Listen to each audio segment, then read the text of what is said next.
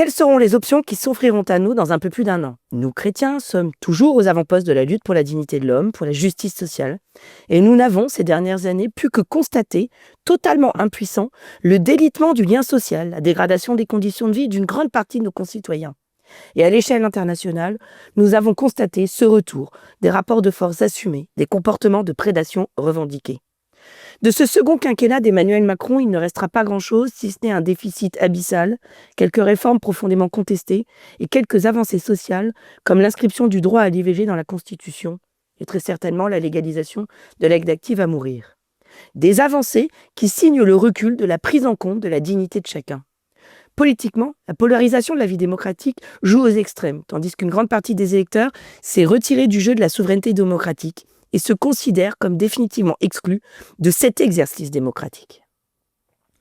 Que le soit de gauche comme de droite, à un peu plus d'un an des échéances électorales de la présidentielle, il est une seule évidence, il n'y aura pas de candidat en phase avec les préoccupations profondes des électeurs et encore moins des électeurs catholiques.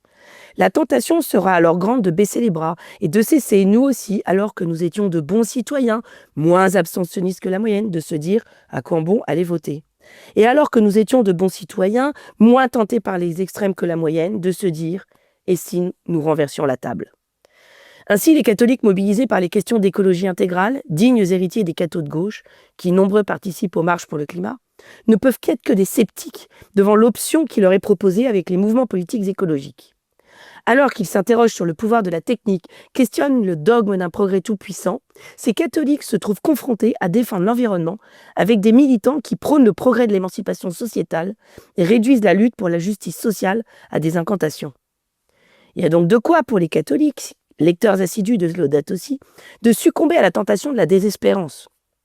Eux, qui ont cru dans le succès bien en dehors des églises, de l'encyclique du pape François, ils se sont pris à croire que pour une fois, nous serions, nous catholiques, aux avant-postes d'un combat qui mobiliserait peuples et gouvernants.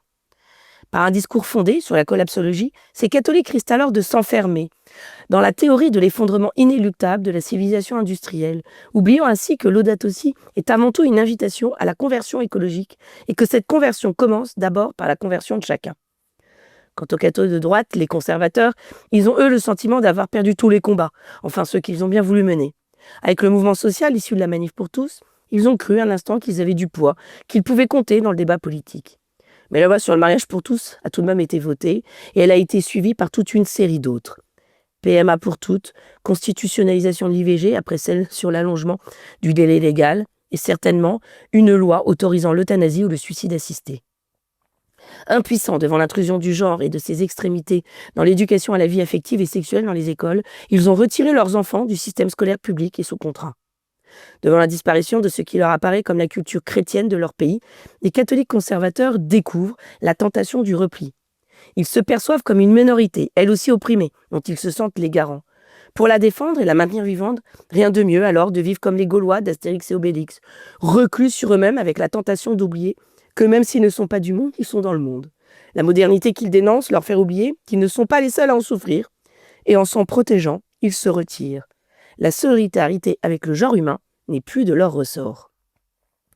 Un plus d'un an de la présidentielle, alors que dans quelques semaines, nous serons appelés à urnes pour les élections municipales, des élections qui nous invitent à rester concrets et à ne pas attendre de l'action politique plus qu'elle ne peut offrir, prenons le temps d'un examen de conscience et interrogeons-nous sur notre relation à la politique, aux attentes que nous avons envers elle et qui souvent nous conduisent à des attitudes peu ajustées qui souvent, elles aussi, renforcent les clivages.